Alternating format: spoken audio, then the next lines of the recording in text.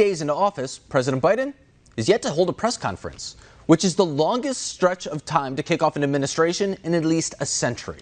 Now, compare this to President Trump, who frequently talked to reporters before boarding a helicopter or attending the press briefings himself, but was criticized for his war on the press.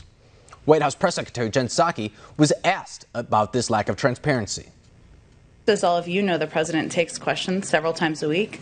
He took questions actually twice yesterday, which is an opportunity for the people covering the White House to ask him about whatever news is happening on any given day. We look forward to holding a full press conference in the coming weeks before the end of the month, and we're working on setting a final date for that, and as soon as we do, we will let you all know. And I would say that his focus, again, is on getting recovery and relief to the American people, and he looks forward to continuing to engage with all of you and to other members of the media who aren't here today, and we'll look forward to letting you know as soon as that press conference is set. But as you saw on last night's show, aides do cut off the feed when Biden asks for questions. He didn't take them. And that, by Psaki, is called a deflection. Because the White House also claims that it can do two things at once. Remember when they said that during the impeachment trial? We can impeach him and we can also do our agenda.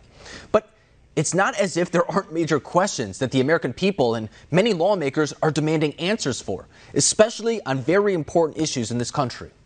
For example, Fox News reporting, quote, a group of House Republicans and at least one Democrat will send a letter to the Biden administration warning that its pause on new oil and gas permits is having a negative impact on existing operations.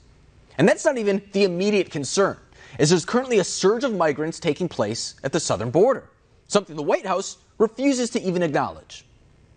But a lot of Americans are saying that, the surges are happening under President Biden's watch after he reversed some previous policies. So does the administration take any accountability for what's happening? Who are the Americans? Well, I know you don't want to answer to him, but the former president just released a statement saying that the Biden administration must act immediately to end the border nightmare that they have unleashed on our nation. Former President Trump? Yes.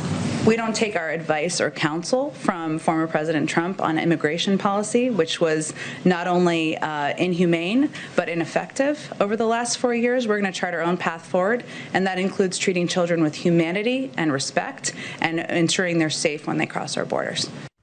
So this is an example of the Biden administration taking a certain approach based solely on the fact that they want to contrast themselves from President Trump. He says the sky's blue. No, it's not. He's lying. But Press Secretary Psaki is outright wrong. And you could even argue that she's lying, since we know that the Biden administration has been briefed on this very crisis.